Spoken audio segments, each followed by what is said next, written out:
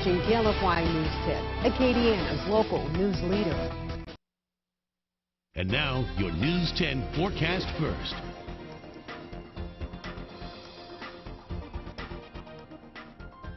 Good morning, everyone. Temperatures in the 50s for this morning. Rain likely. We started to see the rain overnight. It looks like that will continue through this afternoon with mostly cloudy and cool conditions. Full details on your weather forecast coming up in just a few minutes. Passe Partout starts right now. Right now, a report as work begins to fix an I-10 overpass damaged during a collision. I never thought I'd be 26 losing my 5-year-old. This year is supposed to be a good year for us. Plus, the mother of a 5-year-old boy in Jenny's shot and killed by a 6-year-old reacts to losing her son. And a recovery team sent to help out storm victims in California. More on that effort as the governor's Office of Homeland Security and Preparedness prepares.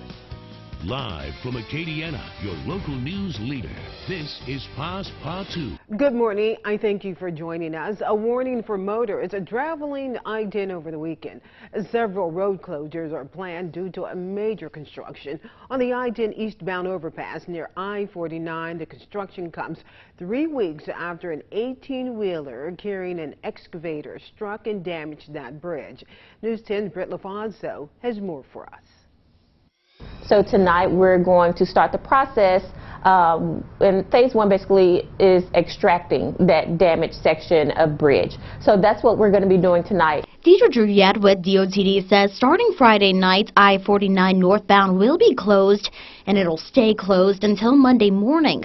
I-49 southbound and I-10 westbound will still be open to motorists. But tomorrow night we will need to fully close I-10 east bound at that overpass in order for us to do some reconfiguration, put down some temporary striping so that we can open up 2 lanes of traffic on I-10 eastbound at the overpass. Druryette says both lanes of I-10 eastbound will be shut down beginning at 9 p.m. Saturday evening and will be reopened by Monday morning. DOTD wants to remind drivers to be cautious as the roads are closed and construction takes place this weekend. We do encourage, motorists to give themselves enough time to get to where they're going.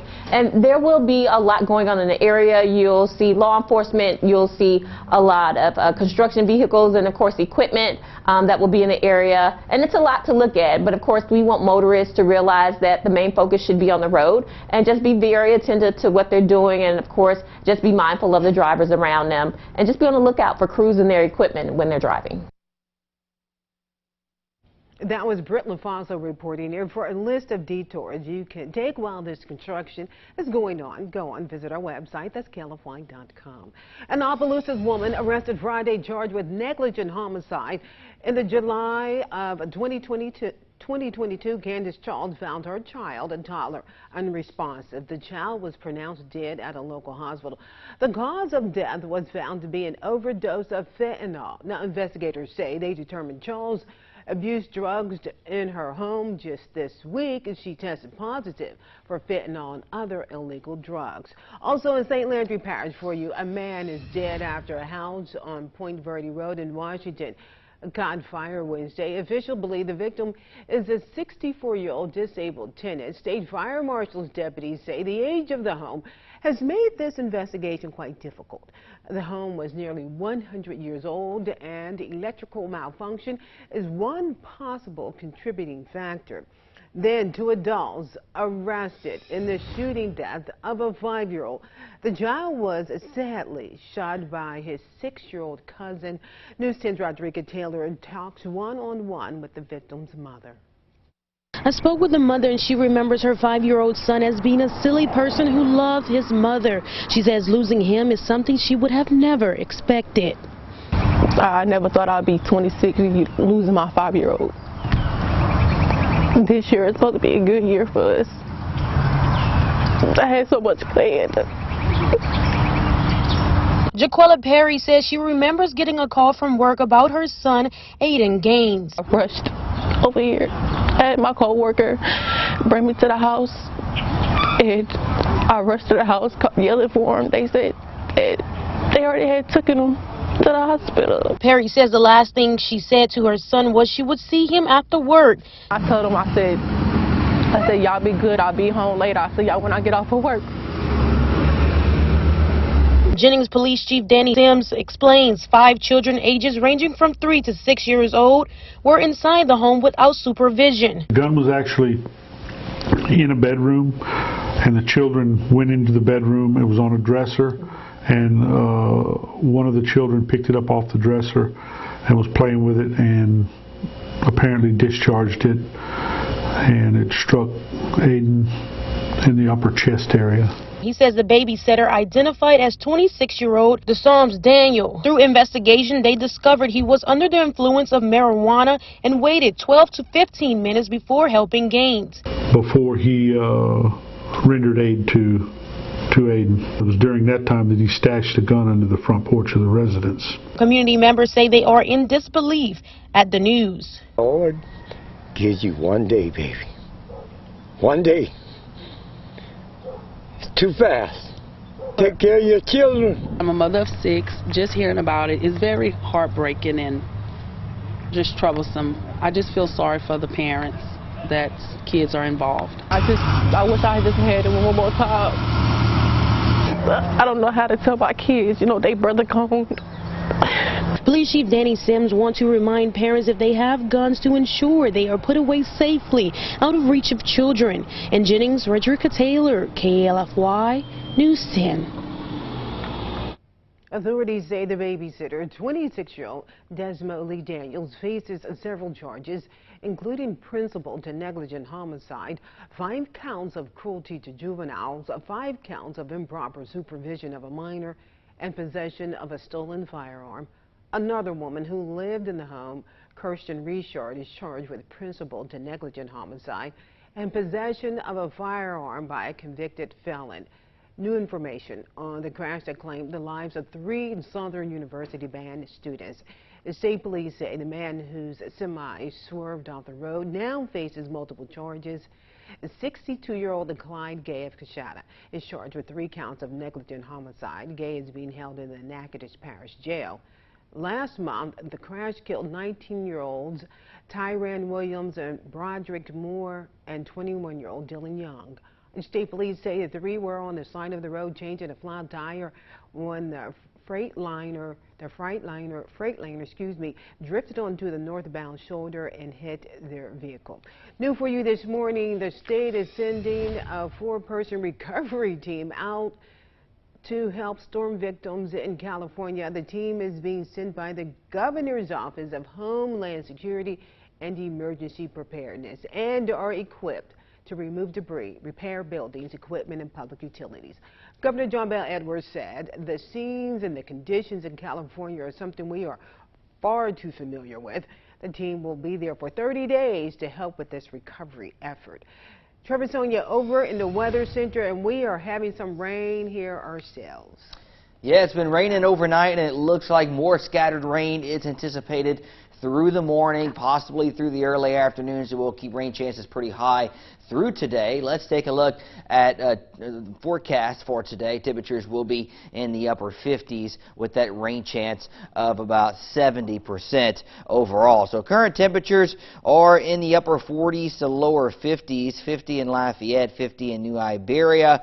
Here's a look at Ambassador, a wet go of it for this morning if you are traveling, so just keep that in mind. Look at radar. It shows mainly a moderate rain, but we could see some heavier pockets showing up here, especially right along I-10. Notice across Breaux Bridge, just to the north of Lafayette, towards the Karen Crow area, north of Crawley, and then more scattered storms here just to the west of Lake Arthur and moving off to the south and west towards Lake Charles area. So we could see some heavier pockets of rainfall this morning, maybe a few rumbles of thunder as well as this upper level feature continues to progress through the area. Most of the rainfall, most of the heaviest rainfall has now moved east of us, but we could still see scattered rain popping up through the next few hours. So again, we will keep those rain chances pretty high.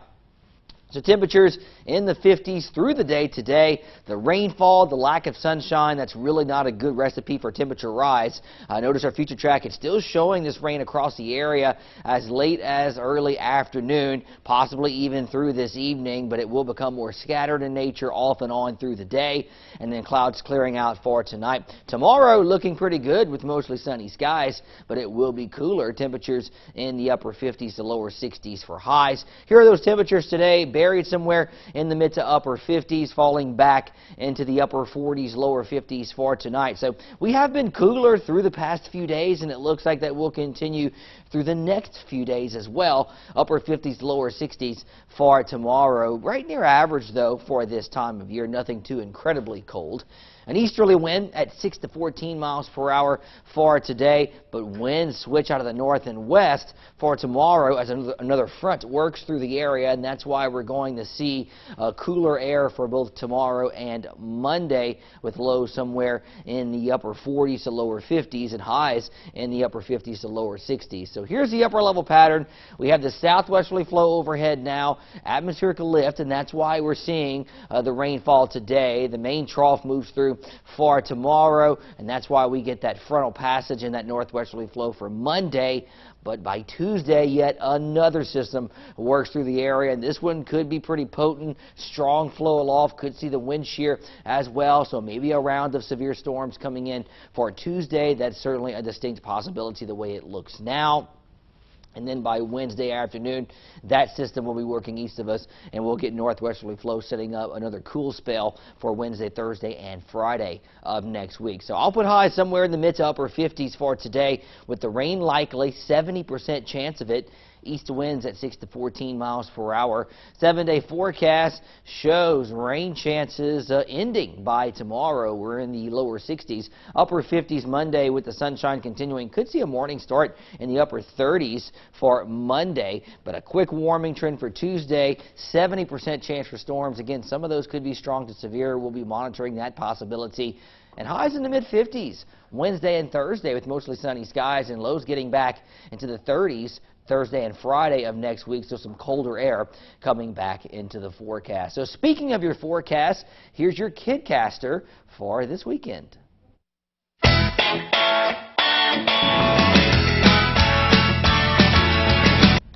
This is your KidCaster segment for this week. So what's your name? Aliana. And how old are you? 6. So I hear someone wants to be a meteorologist when she grows up. Is that true? So you like weather? Do you like when it's sunny or when it's rainy? Sometimes rain. Sometimes rain. What about when it's hot or cold? Cold. So you like when it's cold, right? You don't like when it's too hot. You told me you don't like when it's hot at recess, right? Are you ready to do the forecast? Yes. All right. So stand right here by my shoe. And we're going to read the forecast for Saturday. Back up a little bit closer, a little closer to me. So go ahead and read off Saturday morning. 44 degrees. Rainy days. Rainy days, okay. At noon? 54 degrees. Kind of more rain. Kind of more rain. What about the evening? 52 degrees.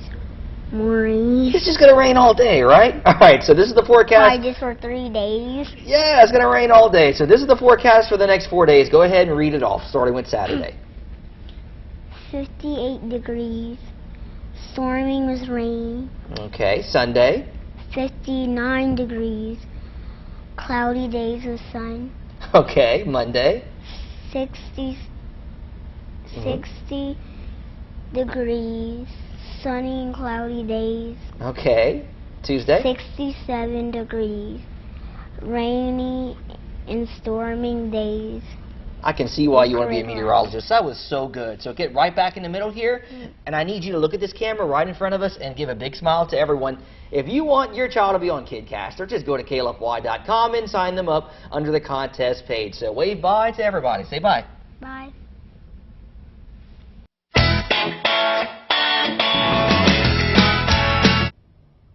She's fabulous. I love her. She did a fabulous job. And how old did you say? She was 6 years old. My. So yeah, she definitely had a good positive attitude, and that's tough to do, to come in to, you know, on that green wall, all these big cameras and lights, and she handled it like a pro. She sure enough did. If you want to check out the stories you see this morning and Acadiana Kidcaster and your local weather forecast, remember to log on to our website. That's KLFY.com. Also, very quickly, for anyone in need of a coat this winter, speaking of the weather, Coats for Acadiana is having yet another distribution day. It's today from 9 a.m. until noon at the St. Edmund's Catholic Church Family Center in Lafayette. So, after the break, we'll speak to cheerleaders and the coach of UL's top 10 cheerleading team about